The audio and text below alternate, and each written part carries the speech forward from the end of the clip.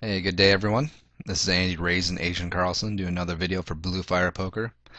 Today we're going to be talking about the almighty bubble in sit and goes. And we're going to go through a couple of hand histories where I have the role of the shorty, the medium stack, and the chip leader. And we'll just go through knowing your role and what your objective should be as each stack on the bubble.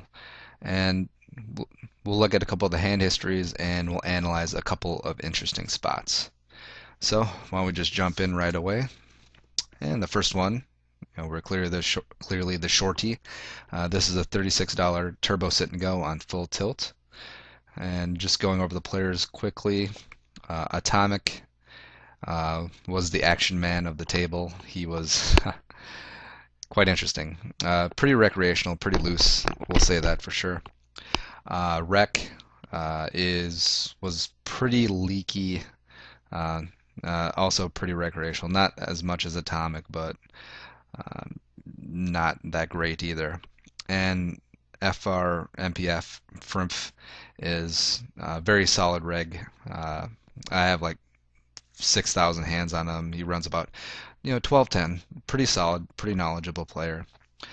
And as you'll see right away from the table dynamic that chip leader is directly to our left, and it does kind of suck since we are going to have to be pushing light since we are shorty, and we're going to be pushing through and into him in all spots, and it's just more likely that he's going to be calling us a lot wider than the average player would.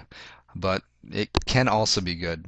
It's a bit of a double-edged sword. It can be good since we will get a little bit more value from the bigger hands since, like I said, he will call us a little bit wider than the average player. So it is a little give and take there. And our role as a shorty essentially is to double or bust.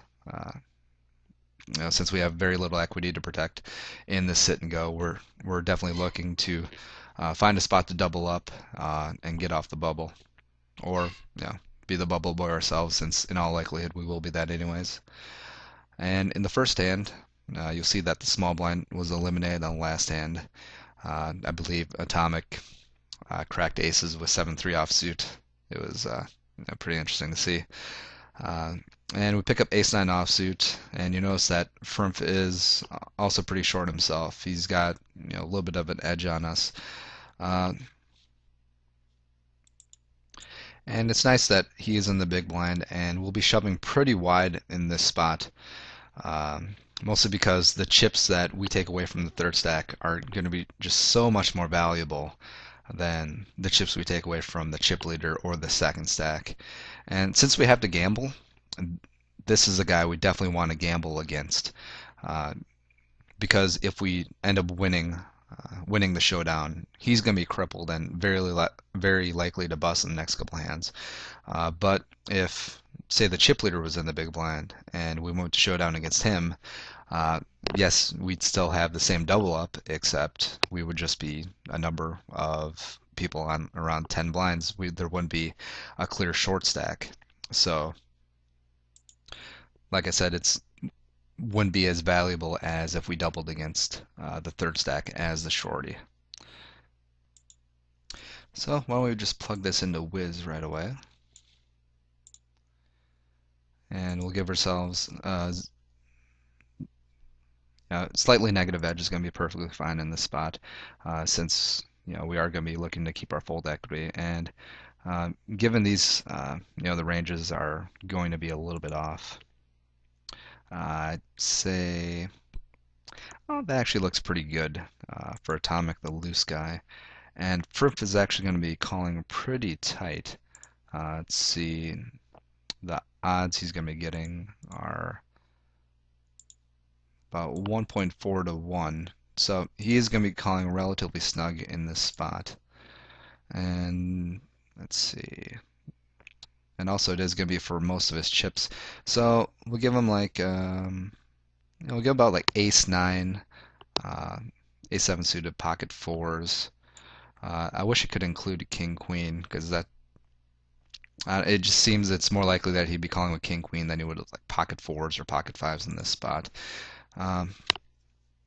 And it shows that we're going to be pushing decently wide in this spot. But I would even go even further. As you can see, this is the ace nine is going to be a 0.24 percentage on the push. I would even go break even and slightly negative, probably about 30%, just the parameters that we talked about earlier, given that he's the third stack. All right, so we get it all in, and a couple of folds. Next hand, pick up tens or the gun, easy shove. Do the not all in, all in thing, just in case someone's not paying attention. Next hand is the king seven offsuit, and Frimp shoves a button and gets to us. And this spot is actually pretty interesting. Essentially, the roles are reversed from two hands previous, where he's the shorty and we're the third stack. And it's very likely that he's shoving pretty wide in the spot, given the reasons that we were shoving wide two hands earlier. And we'll take a look at this. King 7 and 23 is definitely pretty snug. I'd say probably 60%. 60% is actually probably pretty conservative. I wouldn't be surprised if he's on even wider than that, just because of what we talked about earlier. So 100% would not be surprised. And I'll give ourselves zero edge. And this is a type of spot that a lot of players will miss on the bubble. And as you'll see that, even though we're calling here with the king seven offsuit, is almost a half a percentage point plus EV, even against a conservative range. And even if we amp this up even more, say if he dropped out the bottom part of his range, that's almost 1.5%. And just finding plus EV bubble call spots will definitely help out your bottom line, but I think it's a spot that a lot of players will overlook because they're thinking to themselves that we'll just fold this spot and then we'll push one of the next couple hands and we'll be fine. And that is pretty sound thinking. And I say that because I did fold in this spot. But looking back in the hand history now, objectively, I think I probably should have leaned more towards a call, especially because we know that Atomic is loose and directly to our left, and we're going to have to be pushing into and through all of the successive hands. And we know for Frimp's range is going to be pretty wide. Looking back, I probably should have called in this spot. But we move on. 6-3, easy fold. 6 deuce. Pretty much the same principles as the ace nine offsuit hand, but we're going to be pushing wide, but we're not going to be pushing trash. I probably push about 70 to 75% of my range in this spot. And 4 deuce, same thing. We're pushing wide, not our absolute garbage hands though. Let's see. Atomic Min raises the button. Frimp gets it in. He calls it off. Pretty loose. And fortunately doesn't suck out on Frimp. It's a funny name. Alright, so the dynamic has changed since Frimp just doubled up. And now since we are the clear shorty and we have about less than half the stack of the second and third chip leaders respectively, this gives us license to be even more aggressive and gamble to stay viable and not blind out. That being said, ace deuce just isn't going to cut it, especially since you saw that he raised called for like 7 blinds with 10-8 offsuit, and it's even more likely that we have 0 fold equity in this spot since he'll be getting almost 3 to 1 here if we did shove, and just ace deuce it might be ahead, but it's not crushing much, and we'll just save our minuscule fold equity for the next hand. and which we do with the 7-4. This would be an any 2 card spot. Gets to us on the button. 9-5 offsuit, not the greatest hand, but again, we are the clear shorty.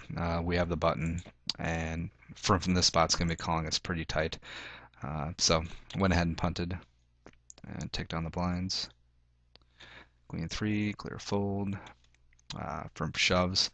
I'd be shoving pretty wide in this spot if I was firm because, yeah, you got the shorty here, and Rex, even though he is pretty recreational, is not going to be calling excessively loose here in this spot. Yeah, Queen 7 suited, no fold equity. We're going to showdown, so we'll just give it up. From shoves here, definitely would have loved to get shoved this blind on blind. Would have been any 2 again.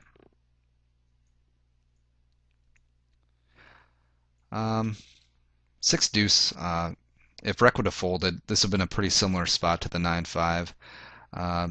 By no means a fist pump shove, but it's pretty close if it would have folded to us. If we had folded this spot and nothing happened here, we would be pretty much resigned to having to shove pretty much any 2 on the very next hand to keep our fold equity. But Rec 3X's atomic flats. And Rec just kind of raise folded essentially a third of the stack. Now you'll notice after that Rec, like I said, essentially he raised folded off a third of a stack. That now he's pretty much a shorty with me now, and so we're going to be going after him. But also we were going to be scaling back the aggression a bit, since there is another shorty present, someone who's close to showdown, going to have to win.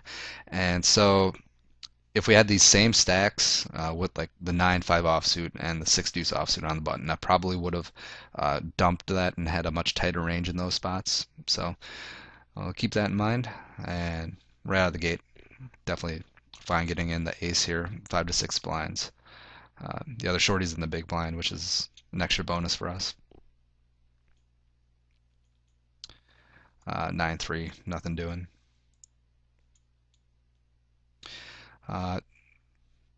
Probably would have shoved the jack deuce if it would have gotten to us in that spot, but yeah, nothing wrong here in either of these 2 hands. And Rec wins the flip, and we're the GD shorty again. All right, and on the very next hand, Rec limps here in this spot, and when weak players, high blind limp on the bubbling spot like this, it's kind of polarized. It's kind of like either it's usually very weak hands, or it's monstrous hands.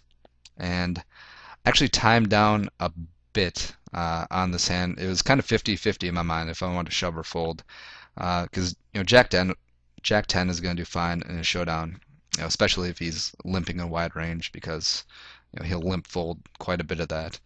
And I decided to pass on this spot, mostly because I was pretty unfamiliar with Rec in game. So, timed down, folded.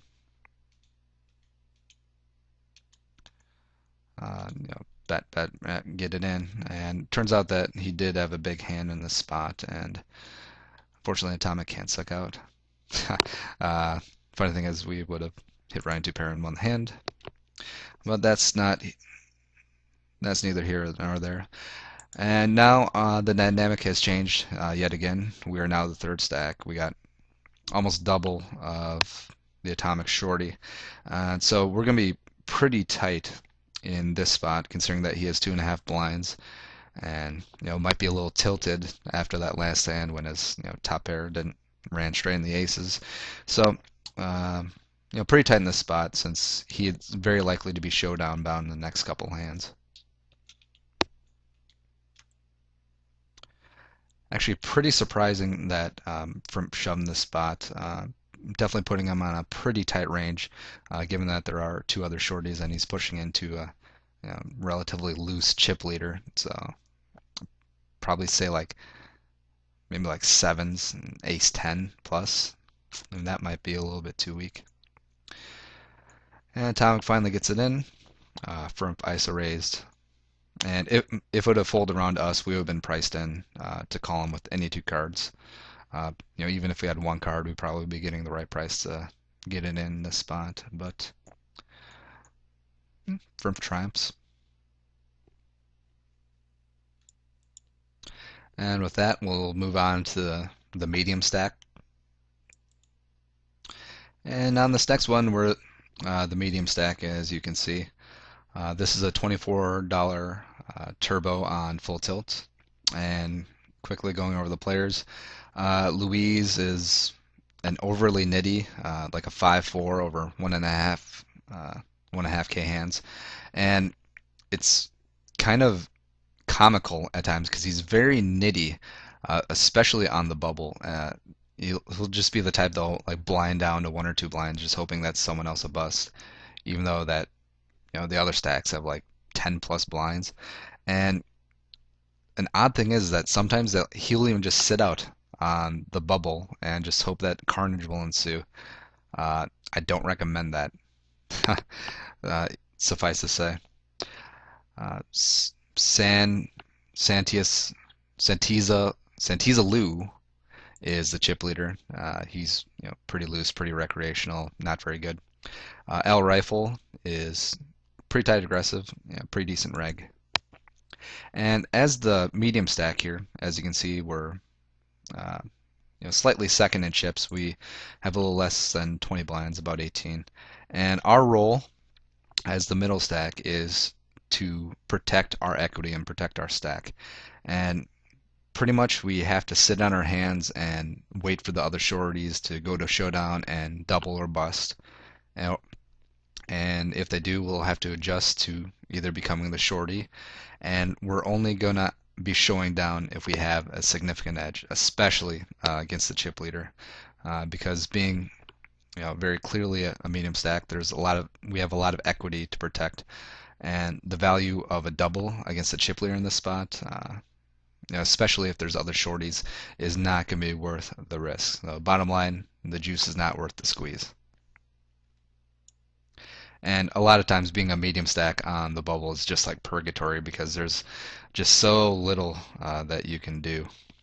And we'll just look at the first hand out of the chute.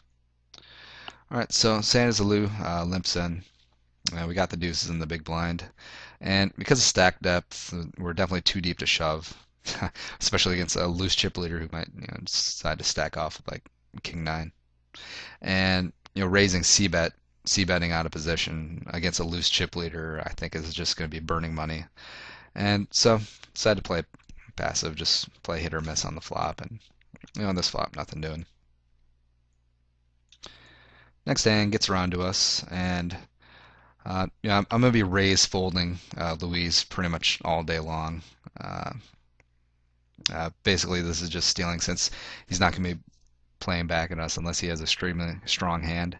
And you can make a case for shoving, but at this stack depth, pretty much every time that we get called if we shoved, we're going to be just extremely boned and up against the wall. So I think raise stealing, and if he does flat making a c-bet, it's going to be the same result, and there's going to be a lot less risk by just raising and playing ABC as opposed to just shoving on him. King 7, nothing doing. As you can see, Louise is doing a sit-out thing again. That might just be connection because it was just over one hand. But it is kind of funny when you do see it. Hold around. All right, gets around to L Rifle, and he's got about 14 blinds. And, we pick up the Queen Jack here. And we're going to have to be calling him pretty tight in this spot for two reasons. Number one, the stack depth, and number two, the stack sizes are definitely dictate that he's going to be shoving on us pretty tight. So we're going to have to be calling him pretty tight ourselves, and Queen Jack, it's not even close. Next hand, Santa's Lou limps, 5 deuce, nothing. Louise, and I don't know, not to just keep dumping on Louise, but this hand kind of illustrates his nittiness and weakness. We'll go ahead and recap. All right, so goes check check on the flop, check min bet call here, and then check about half size pot, and then he just ends up flat calling with top full house on the river, and it's kind of a moot point since Sansalou was pretty much just firing with air. But I think that in this spot you're going to be losing a lot of value with top full house that you could have gotten if Sans Luis actually did have a hand just by simply check calling the river. I am kind. I don't know if he just check called the river because he was scared that Sans Lou had a bigger hand, or if he wasn't paying attention, or I don't know. But I think by not putting in a check shove or a check raise on the river against this bet, loses out on a lot of value. I mean, yes, he did win the pot, but he could have sacrificed a full double up because I don't think Sanis Lou is folding a three in this spot, or by some chance eight's full, probably not a flush, or even if he had a hand like pocket nines or pocket sevens here, I don't think he's folding to a check shove on the river. I don't think he's that good enough and that decent of a hand reader to do that. And you know what? If somehow he shows up with pocket threes or 10-8 or a better hand than yours in the spot, hats off to him. Stuff happens in life, but just check calling the river. I just feel like you're losing just massive amounts of value where you could have got a full double up. But I don't know. Sorry, tangent. And apologies to Louise if he is a Blue Fire member, but just pointing out a couple flaws that could help all of your other guys' game out. And he wins the pot. Four deuce, nothing. Jack four, nothing. All right, and T200, 11 blinds deep. Sansalou min raise calls, L rifle shove. I don't know if he was trapping out rifle here, trying to induce a shove with the king queen, or what he was doing, but it ends up working out well for us. And that's pretty much it for the mid stack. As you can see, it's pretty boring. It's kind of like watching paint dry, and at times it can be very, very frustrating. As you'll see, like if there was a clear shorty, him like double up like 4 or 5 times in a row, and you'll lose your first showdown with like tens versus king four, and that's just how you have to play a mid stack in a sit and go. Sometimes the structure of the payout structure in sit and goes just behooves you that you have to be snug in the mid stack and until you become the chip leader or the shorty, and you have to adjust. And speaking of the chip lead, we'll get to that one last. And now for the fun time that's known as the chip lead. This is another $24 turbo on full tilt, and we got the chip lead at T200. Happy time, right? Introducing the players. Medmath is kind of pretty much my nemesis in life. He's pretty meh, kind of break even to a losing reg, and it's very weird because he plays a relatively solid game, but on the bubble he never met an ace X that he didn't like. Has definitely spike called me a number of times on the bubble, usually to his detriment, but that's how he wants to live. Too much for you is pretty solid reg, not overly spectacular, and Zika is okay, a little bit too tight in spots, and a couple of qualifiers here, and most people will see that it's the bubble and they have the big stack and they're like, yeah, it's time to just shove, shove, shove, but that is the way to kind of torpedo your chip lead and kind of just ruin your equity in the tournament sometimes. A couple of qualifiers, you'll notice that everyone is deep, around 10 big blinds plus. There's no clear shorty, and so all these players will have less equity to protect in the tournament with the absence of the shorty, and they'll be calling a little bit wider. Also, like I said earlier, Medmath is a bit of a spite caller on the bubble. And at T200, with the blinds this low, you'll be risking the same number of chips to be winning less as opposed to if the blinds are higher at like T300 or T400. As a general rule, with the chip lead, you want to start amping up the aggression more as the blinds start increasing and the stacks become shallower. And like I said earlier, some people just look at the spot and then just be like shoving any two from under the gun because they're like, they have to be calling a super tight range, etc., etc. But as the big stack, you want to be adding to your chip lead, but you also don't want to be just pissing away chips in bad spots. And you don't want to be, just granting people courtesy double ups for when they do pick up, pretty decent hand and call you down. Number one, it'll destroy your table image, which is be nice to keep for as long as possible on the bubble, and also it's definitely going to be reducing your leverage for when the blinds start getting up, stacks get shallower, and steals and owning actually mean something.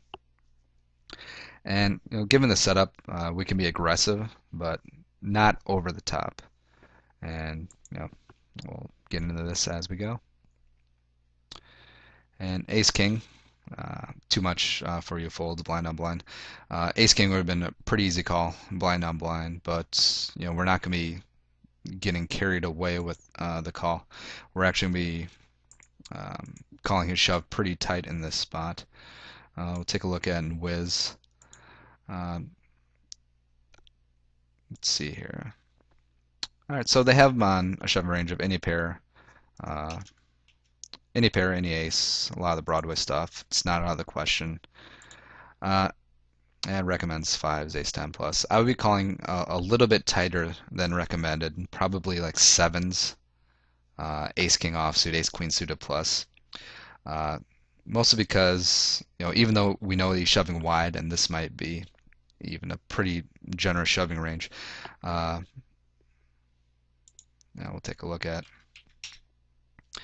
Even if we give him like a very generous shoving range of about 60%, we don't need to be risking our chip lead on what essentially will be 60-40 spot here if we decide to call with the ace king.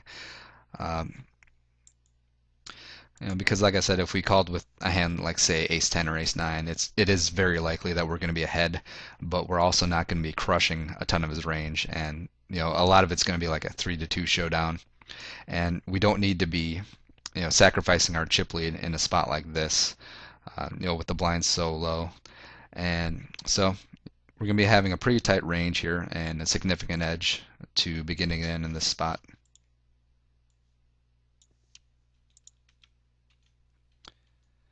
Ten deuce offsuits, like I said earlier, Zek is pretty nitty. Now, if Medmath and Zek had switched spots and stacks, we'd be calling. Probably drop the bottom of my range, so I'd probably be shoving about 75-80% of my hands. A little bit wider than Nash. Nines, pretty easy push.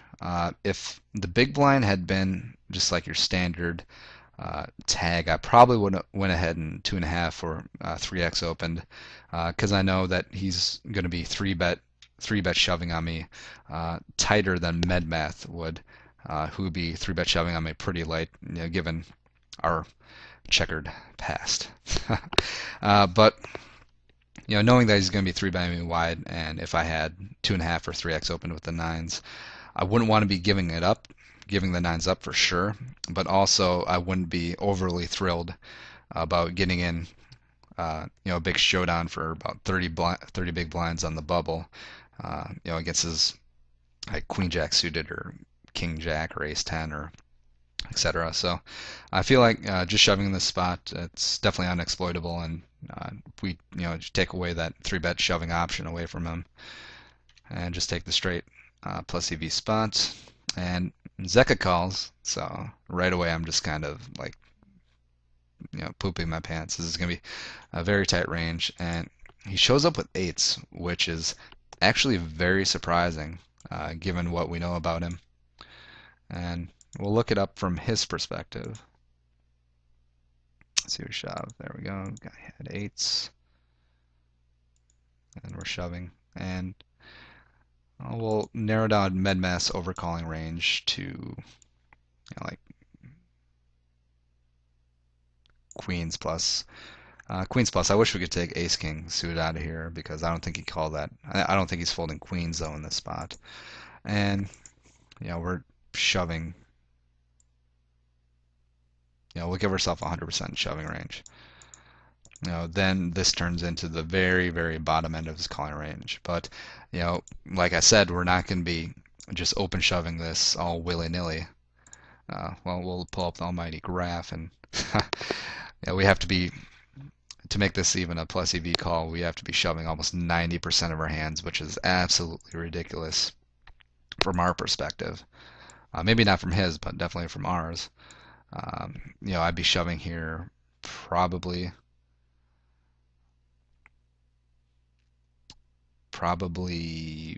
maybe like 12%. I'd be opening a lot of hands, but I certainly wouldn't be shoving. Significant part of my range. That's probably a pretty good shove. And again, queens plus, eights are not going to be the best call for him.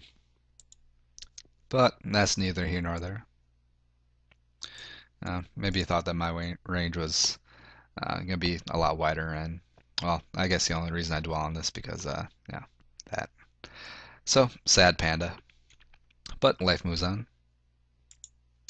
And now that the nines went down in flames, the stack setup is actually pretty interesting in that we're still deep and we're still second in chips with the very nitty, despite the 8-8 call, still pretty nitty chip leader directly to our left. And now with the blinds going up, too much has become the de facto shorty. So our strategy now is we're still going to be relatively snug, sort of acting like a mid stack, and if the shorty goes showdown bust, that wouldn't be the end of the world for us. But also, since we are so close to the chip lead, and he's directly to our left, and he's very nitty, I'm still gonna try and find ways where I can steal and regain the chip lead and set up so that I have the chip lead for when the blinds go up in the later game if we get there. And so blind on blind, I'm gonna be doing a lot of steal raising, a lot of limp stabbing on a lot of flops, just because I know that he's gonna be playing pretty ABC against me. And if we can get the chip lead without putting our entire stack in jeopardy, that'll be great for us. That being said, 10 deuce ain't gonna get it done. So I pass med mass shoves, any two be perfectly fine there. Again, we pick up the Doyle Brunson in the big blind. I'm actually pretty surprised that he walked us there. I wouldn't put any two cards past the average player. But definitely take note that he did pass the past two blind on blind spots where he could have shoved on us. And he decides to shove the button with about 6 blinds. And if it would have gotten to us, this would have been a perfect spot for what I talked about earlier, to either limp and then stab any flop, or make a small raise and then either take it down or make a small size C bet and try to take it down at that point. The stacks are set up where that would be perfectly fine to raise and make a continuation bet. And what, if it works out great, we would have the chip lead again. But if it didn't work out, if he picked up a hand or if he ended up playing back at us, that's actually not the end of the world either, as weird as that may sound, because our role would be more defined then as more of the mid stack, and then we just have to play the waiting game. And back to watching paint dry and then hoping the shorty goes to showdown and bust. And then we won't be nagged by just almost having the chip lead. Where it would be more beneficial to us to try and claw and get that chip lead. But if it passed to us and then our moves didn't work out, the chip lead his chip leader would be even more wider, and so then we just have to go into our mid-stack sitting around rule. But he picks up a hand. Too much for you, shoving wide like you should be in this spot, and Zeka picks up top end of his range. I don't think he'd be calling much wider in this spot, but makes top two and loses. And now after too much doubled up, it's pretty interesting. We got the chip lead back by folding and doing nothing, which is always nice. And we're the chip leader with about 18 big blinds, and then there's a log jam for second place. Again, no clear shorty. It's kind of like how we started the bubble. No clear shorty. Everyone's relatively deep.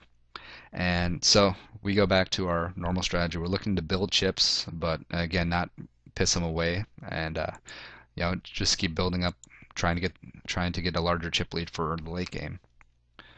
And this spot's a perfectly fine spot to 2.5x steal.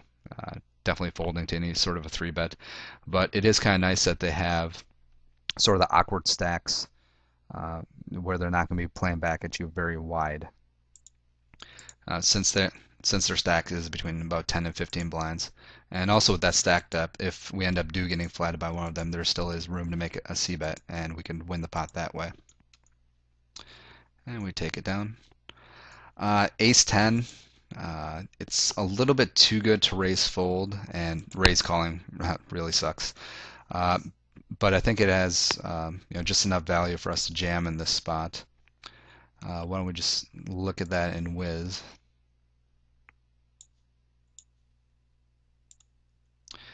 And with everyone at about 12 to 13 big blinds deep, they're not going to be calling overly wide. I know that Zek is not calling wide, even though he did, still kind of pissed about him breaking us off the 8s before. But what can you do? I'd probably say like 10s plus. I wish I could drop ace queen suited out of this, but that's a pretty good range. Med math is going to be a little bit wider. I don't see him just stacking off with 5s or ace 9 suited. Make that a little bit tighter. Maybe like 7s plus. Oh, come on. There we go. That's probably a pretty good range. And too much isn't going to be, well, he's definitely not going to be stacking off the 4s or anything like that. So a little bit tighter than MedMath for sure, but also a little bit looser than Zeka, given that he is in the big blind, and a little bit shorter. Maybe like 9s plus, be a good range.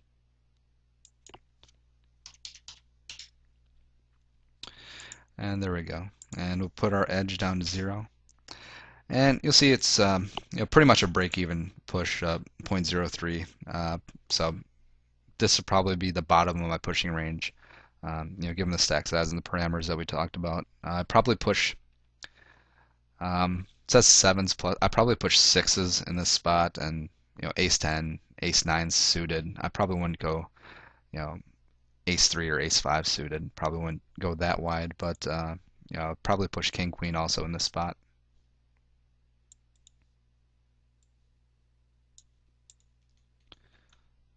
And everyone ends up folding. All right, and in the big blind again, too much gives us another walk, so that's the third walk, and we'll definitely keep that in mind that in all likelihood he's not going to be jamming on us extremely wide when he does have the opportunity, or when he finally does jam on us.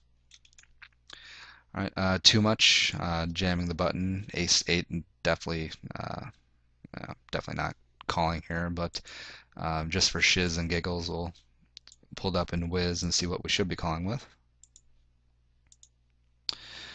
And pushing the button for 10 blinds, he showed he'd been pretty snug so far, so this might even be a little bit too tight. But we'll give him the benefit of the doubt. Say like any ace, any pair, any sort of Broadway hands. You'll see that doesn't really change it a whole lot. So we'll go back to the original 15% that he was pushing, and Zeka's, not calling with anything except for like aces and kings, and still, nines plus ace king, pretty snug.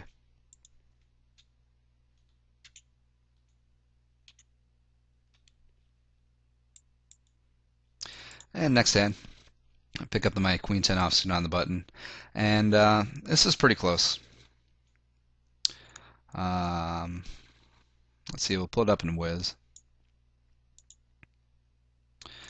Basically, the effective stacks are around 10 big blinds or less, and so I'm really digging the shove. Check out the ranges. We'll give him the benefit of the doubt. We'll give him, eights plus again. But also I wish I could adjust this a little bit more because, I don't see him calling off with ace jack or ace 10 suited even, but eights plus. And med-math will, that's a pretty good range. Maybe not fours or fives, but I could see him stacking off like ace 9 in this spot. All right, so check it out. And we'll put the edge back at 0. And this turns into, slightly plus EV push. A little bit better than the ace 10 earlier as a 0.03. This is 0.12. So this is a perfectly fine spot. If the big blind had been, a more, regular type player, and I knew for a fact that they weren't going to call us off wide, probably like sevens plus, that'd be a pretty decent range. Then of course you can see how much wider we can be pushing. But alas, we have our med-math. Ace 5, I don't know. Again, this is much different than the ace 10 because, well, first off, it's a much worse hand, but also the stacks are a little bit shallower in this spot. So why don't we just throw it in the almighty sit and go whiz. And we'll adjust the ranges, of course. Well, first, we'll put our edge to 0. And we'll give them nines plus instead of eights plus in this spot, since we are pushing under the gun and not the button. Med-math, a little bit tighter range since it is an under the gun shove. That's probably pretty good, and too much, pretty similar range. And it's a slightly negative EV push. In hindsight, it's probably fine. These guys haven't shown to be putting up much of a fight thus far, and this is great. We are building up a chip lead, but if you pass on the spot, given the stacks, given we're under the gun, and what we know about the players, especially med-math, I wouldn't mind if you fold in this spot. But we end up taking it down. And the next hand, pick up the ace 5 offsuit again. Too much for you jams in this spot, and not even thinking twice about calling them in this spot. Number one, because don't need to risk the chip lead in this spot, and also he folded the last 3 opportunities he had to push on us in the small blind, so it's pretty safe to assume that he's shoving a pretty narrow range in this spot. Even for blind on blind. And we'll pull it up. What we should be calling with. Where you at? And so, again, definitely not on any 2 cards. Maybe any pair, any ace. Most broadways, a couple of the suited kings. I'd say that's probably a pretty good range. And actually, knowing what we know about them, and given the table dynamic, that might even be a pretty loose range for him in this spot. But ace 5, definitely not cutting it. Same thing we talked about before. We don't need to be putting our chip lead at risk without a significant edge.